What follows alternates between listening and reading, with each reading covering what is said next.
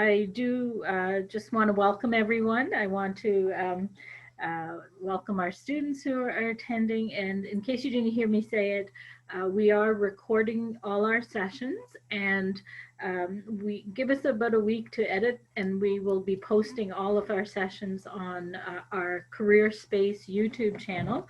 So if you have any friends that wanted to attend or people that you know, please let them know that it will be on the YouTube channel. And Maggie, if I can get you to go into the chat and just maybe enter your contact information, like maybe your email in there, For so sure. students attending can actually have that right away. And so welcome. And this is our first sort of virtual graduate and professional expo, and it's going well because I think it gives you students specific hosts or specific panelists that you can speak to. And I just want to talk a little bit about Careerspace. We offer virtual appointments and workshops and online resources and opportunities like this to connect with employers and recruiters. So these services are free for Trent students and alumni. And you can visit our website, trentu.ca/careerspace, to book appointments or to learn about our services. So I won't take up too much time here. Let Maggie get going. But if you have any questions, please put it in the Q&A section, and then I'll be able to ask those questions of Maggie after her presentation. So without further ado, Maggie, please, from Queen's Law, please go ahead and tell us about your program. Great, thank you so much. So I'm just going to get my slide open. Can you see my screen? Yeah. Okay, perfect. So my name is Maggie Doherty, and I am the recruitment and admissions coordinator at Queen's Faculty of Law. Queen's University is located in Kingston, Ontario, along the Lake Ontario waterfront. Our students live within a 15-minute walk of the law school and as well as the downtown core. We're located between major markets such as Toronto, Ottawa, and Montreal. Queen's Law, we pride ourselves and are known for our collegiality. We have a very engaged student population, and we look for this in our applicants as it fosters the community that we have here. Students are passionate about getting involved in the law school, whether it's through experiential learning or volunteering their knowledge to the Kingston community. We have a long history of charitable efforts, events, and thriving clubs. At Queen's Law, we are strong across the board for areas of law. We don't focus on one particular area. We have faculty members doing amazing research and amazing teaching in all fields. I'm more than willing to answer any questions today, but also too, I understand that law applications can be quite personal, so don't feel like this is your only opportunity to ask your questions today. I'm more than willing to set up a phone call appointment. You just have to reach out through our email, jd@queensu.ca, and we can schedule a phone call. More than willing to do that. So to be a part of Queen's Law, you have to complete at least 3 years at an undergraduate level, 90 credits or equivalent. You have to have an LSAT test score on file. At Queen's Law, we look at your highest LSAT score achieved. You can write multiple times. We will look at the highest LSAT score achieved. We also too will be accepting the LSAT Flex. During the pandemic, we'll be looking at it like a regular LSAT. We also too guarantee consideration up until the February test date for the application cycle. So say, for example, you're applying this year, you'll have until February 2021 to apply to write the LSAT. There are 8 other Ontario law schools that you can apply to, and each law school has a different admission process, perspective, requirements. Today, I can only speak for Queen's Law. So depending on the law schools that you apply to, make sure you're reaching out and checking their requirements, as each one of us have variations to our applications. The deadline for all Ontario law schools is November 1. However, at Queen's Law, we will accept supporting documents after this deadline. This is just the initial application. So you'll have to provide your contact information, your school history, when you're going to be writing the LSAT, your LSAT account, and your autobiographical sketch, personal statement. However, your transcripts can come in after this date, reference letters can come in after, and updated LSAT scores and any supporting documents depending on the category you apply in. But the initial deadline is November 1, so it's coming up. So the application requirements at Queen's Law, you will make your application on the OUAC website. However, it's the Ontario Law School Application Service, OLSAS. This is where all Ontario law schools, their applications where you would apply to. You can apply to multiple on the OLSAS website, but this is where all your documents will be sent to. You'll have to provide contact information, as I mentioned in my previous slide, and then transcripts. Any transcripts at an undergraduate level, certificates, graduate programs, exchanges, we will need to see these transcripts. We look at your 2 best years at an undergraduate level. It's your 2 best years, highest scoring in fall and winter terms completed at a full load. And we consider a full load to be an average of 4 to 5 courses per fall and winter term. Summer terms and exchanges are not counted in this calculation. Those would go towards your CGPA. If we are unable to calculate a 2 best years from your undergrad, we would rely on your overall CGPA. And we wouldn't compare your CGPA to competitive applicants' 2 best years. We would compare your CGPA and the competitive applicants' overall CGPA as well. But that is if we are unable to calculate a 2 best years. If you completed an undergrad outside of North America or any courses, you'll have to get your transcripts assessed by WES. Also too, if you are applying in your 4th year and your 4th year marks are going to be what brings you into the competitive category, you can submit transcripts as you complete semesters, and each time you submit a transcript with updated information, your GPA will be recalculated. So just make sure you're submitting those as time goes on and you complete semesters. You're required to submit a personal statement. There's a variety of ways to write personal statements. There's no one correct way. Just make sure you're highlighting why you want to be a lawyer, why you want to come to Queen's Law, maybe 3 accomplishments or achievements, extracurricular activities. You can highlight those. I would limit it to 3. This is the first time you're going to be introducing yourself to the admissions committee. So make sure you're representing your characteristics and who you want them to see in your law school application. At Queen's Law, you're required to submit 1 academic letter of reference. You can submit up to 3. One of them would have to be an academic letter of reference.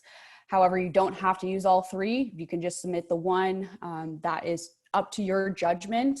We will review all 3 letters of reference. The LSAT, as I mentioned before, we will look at your highest score achieved, and we guarantee consideration up until the February LSAT of the application cycle. If you do choose to write in February, it's not going to negatively impact your application at all. We guarantee consideration for that. If you're writing after February, that's when it's not guaranteed if we're going to take into consideration that score. You have an autobiographical sketch and verifiers. The autobiographical sketch is really important to your application here at Queen's Law, as extracurriculars are very important at our law school. We want to see students that have a history prior to applying to our law school, whether it's getting involved extracurricular activities, clubs, volunteering in the community, research. We just want to see involvement in a university or outside of a university with an autobiographical sketch. And what that means, it's a breakdown of a resume almost. You're going to be listing the activity, a description of it, the amount of hours dedicated to it in the sketch, and then the verifiers are people that can verify the activity if we do have any questions. So we have 3 categories for admissions, and we have a holistic approach to admissions, meaning we're not weighing one area more than the other. We're looking at applications as a whole and well-rounded applicants. We want to see students that have strong academics, LSATs, good writing, strong references. We're looking for that well-rounded application. Sorry, I'm just checking the time. For the general category, applicants, this is where academics are weighed the most heavily, and applicants should have at least an A- average in their top 2 years, so a 3.7, and an LSAT score of a 157 or higher. Our next category is the access category, and we're committed to enhancing diversity in the legal education and legal profession. Students that may have a disability, educational or financial disadvantage, member of a historically disadvantaged group, age, life experience, or any other factors that may have barricaded your education, you can apply in this category, and your experiences will be taken into consideration. To summarize it, it's anything that affected your time in university that therefore affected your grades that you want taken into consideration. We ask that applicants supply supporting documents. Obviously, some of these access claims you won't be able to supply supporting documents, so just make sure you're explaining your experiences in your Part B of your personal statement. And the Part B to the personal statement is where you're going to be expressing why you're applying in the access category. And this is what the access committee, who reviews only the access files, will review your access claim and the supporting documents. Competitive applicants should have at least a B+ average, so a 3.3 in their top 2 years, and then along with an LSAT score of a 154 or higher. These scores as well, they're recommendations. They're not hard cutoffs. In the past, we've seen students who have these scores get into our program. So you should try to aim to be as close to these scores or higher in order to be competitive in the cycle. We have our Indigenous category. So Queen's Law, we are committed to increasing Indigenous representation within the legal profession, and therefore encourages applicants from Indigenous people. Applicants will be considered based on your interest in and identifications with your Indigenous community, as well as other factors, including academic performance, results of LSTAT, employment history, letters of reference, and personal statement. If you do have questions about this category, please reach out to Ann Deere. She's our Indigenous recruitment and support coordinator. She'll be able to answer your questions about this category, and as well as our curriculum surrounding and our initiatives surrounding Indigenous. We also have a variety of joint programs you can apply to when you come to our law school program. There's the joint and there's a joint JD and Bachelor's of Commerce. So this is only offered to Smith School of Business students. We have the Master of Arts, Master of Business Administration, Graduate Diploma in Business, Master of Public Administration, Master of Industrial Relations, Civil Law, Common Law combined degree. And how these applications would work is you would apply an OLSAS to them, but it's almost like two separate applications. So you would apply to the JD through OLSAS, and you would also have to apply to the graduate program through Graduate Studies. And then you have to be accepted into both of these programs, and then you would receive a joint offer once you're accepted into both of these programs. Typically, for each one of these, we receive around 20 to 30 applications, and we have 5 spots per joint program. If you have questions about the joint degrees, please reach out to our office, and we're more than willing to provide you with more information. We can only speak to the JD portion of the application. If you have questions about the graduate side, you'll have to reach out to Graduate Studies. We have a wide range of experiential learning at Queen's Law. We have there's real clinics, real clients. We offer a clinic program downtown Kingston that gives our students a hands-on experience under the supervision of licensed lawyers. You'll be working with Kingston community businesses, whether it's through legal aid, the prison law clinic, which is the only prison law clinic in Canada, and as well the family law clinic, business law clinic, and the elder law clinic. So there's a variety of clinics that you can work at. You can either work at these in the summer as a paid position, or you can earn academic credit as well through one of these clinics. We have internships and externships opportunities as well. We have the federal government placement, where upper years have the opportunity to complete unpaid internships for 3 academic credits with the federal government. You'd have to complete 84 to 100 hours during this internship, but it's a great opportunity to get into the government. We also have other legal clinics as well. So we have placements where you'd be working either in Belleville or Cobourg with low incoming housing. It's supported by Legal Aid Ontario, where you're going to be mainly working on property law disputes with landlords and tenants, but another great opportunity as well to get involved. A really unique program we have at Queen's Law is the Bis program, so the Bader International Study Center. And this is offered to our students after they complete their first year of the JD program. In May and June, students can study and live in a 15th century castle in East Sussex. It's 100 kilometers southeast out of London, England. And you can earn upper degree credits during your time in this program, meaning you could graduate in 2.5 years rather than 3 years. I will say many of our students still complete the full 3-year program, just because it doesn't line up with articling. However, it shows employers that you have that international experience. You can either choose to study international business law or public international law, where you're going to be in contact with institutions from around Europe, the UK. You'll meet senior legal advisors, key stakeholders. You'll be networking with these key stakeholders, as well as learning from them and gaining practical experience. Great opportunity, again, to gain that international experience that employers look for. We also have a wide range of exchange opportunities around the globe. So if you didn't go on exchange during your time in undergrad, you can go on exchange at law school. This is just a short list. We actually have around 30 partners where you could go on exchange, where you would gain a different legal perspective and legal education. You would pay Queen's Law tuitions, and also too, you would still earn your upper degree credits. So you would apply in your second year of the program and then go and exchange your the fall term of your 3rd year. So you'd still you would still gain upper year credits.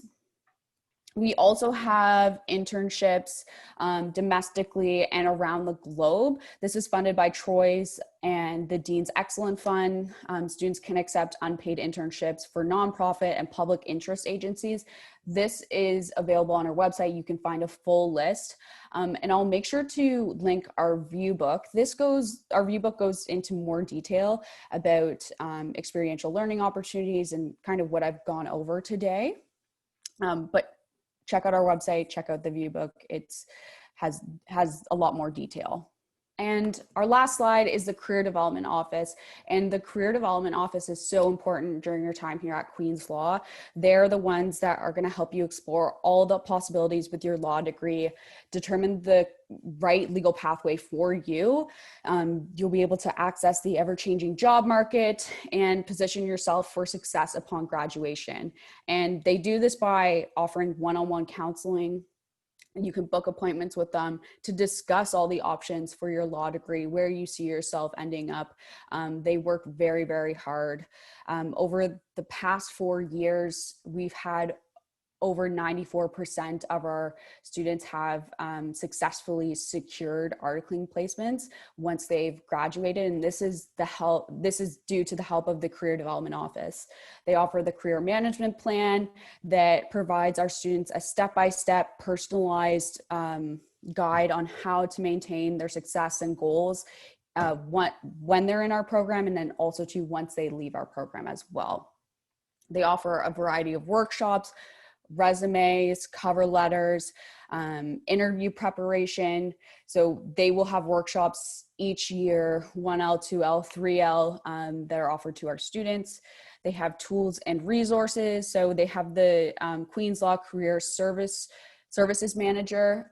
This is where they will post tools and resources, and as well as job opportunities for our students. And professional networking. They can connect students from like across Ontario, across Canada. We have a very, very strong alumni network due to your time here at Queen's Law. It transitions to your time as an alumni, but also too, we have strong connections across Canada with different legal markets as well. And they're the ones that would connect you with that. On the side here, this is when students are securing their articling placement. So the first year, a majority of them are in second year and third year. So this is where our students secure them. As you can see, majority in second year. And if I wasn't able to answer any questions today, but I believe we still have time. Oh, I kind of went over my time during the presentation, and I apologize. But if you have any questions, please reach out to the JD office at Queen's Law. So jd@queensu.ca. More than willing to answer any questions or schedule a phone call appointment. Great, Maggie. We do have a question. Yeah. I'm just going to preface it too with, I know people graduate with a law degree and they don't all become lawyers. There are many careers open to them. So can you give us any sense or anecdotal information about where recent graduates may be employed either in the legal field or using their legal background in different fields, just to give us an idea sort of the broad picture of For sure. Yeah, a lot of our students do end up in small to mid-sized national to large firms. I would say probably 70% of our students do end up, or close to 70% of them, but smaller amounts, clerkships, government, in-house. There's a lot of options for if you want to go down a legal path, but also to a JD is a very strong degree that you're going to get. And it's going to give you a different perspective legally, research wise. You're going to be able to look at things differently than a traditional, maybe say business, someone that has a business background. And you're going to look at things more logically. And a lot of our students say if they don't go down the legal path, there's multiple paths. You can go business, you can go medical. It's really up to you what you want to do. And our career development office, they're the ones that are going to help you guide what's the possibilities for your law degree. And some students, they don't end up going down the legal road, and that's fine as well. There's a lot of possibilities you can have with your JD degree. It's a very powerful degree. And I know to that end, a lot of students come in with different degrees, varying degrees. At the moment, is there a preference for a certain type of degree? I know, in the past it used to be like very business, and then the legal field kind of opened up, like looking for people from a variety of fields. So I was just kind of wondering if there's, at the moment now, if there's a focus on a certain type of degree or field. At Queen's Law, we do not have a preference to any particular type of undergrad degree, graduate degree. We just want to see well-rounded applicants that are meeting our competitive level. Because once you go into the program, you're going to learn how to write, speak, and study differently. It's a whole new different skill set you're going to learn in your first year of the program. So we don't have any preference to a particular undergrad degree. Our students come from a wide range of backgrounds. And is there a preference that students get some, like they graduate and get some work experience for a year or two, or is it equal whether you're coming right out of a degree program or you've worked a year? It's up to the student. I think a lot of people have the assumption that they need to graduate and immediately apply to law school, and that's not necessarily the case. If it's up to you personally. If you want to take a break and you want to gain some work experience, that's fine. Your transcript isn't going to go anywhere, and that's the main component that we're looking at. And as long, like with the LSAT too. So if you want to go into the work field and have some experience there, that's fine. can show more in your application, but you don't have to graduate immediately from your undergrad and apply to law school. It's each individual path.